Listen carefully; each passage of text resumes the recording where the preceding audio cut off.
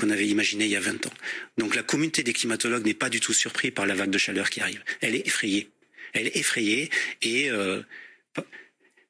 dommage, on ne s'est pas trompé. Écoutez-nous. Écoutez-nous pour les 20 prochaines années. L'été 2022, avec un coût absolument incroyable. Il se chiffre en termes de PIB, un coût économique, un coût sanitaire, un coût agricole. Cet été 2022, il avait une chance sur 10 d'arriver en 2022. En 2050, c'est une chance sur 2. En 2070, dans une France à 4 degrés, l'été 2022, ça sera un été froid. Ça veut dire que les canicules dans une France à 4 degrés, elles atteindront 50 degrés. Et 50 degrés, la forêt ne survit pas.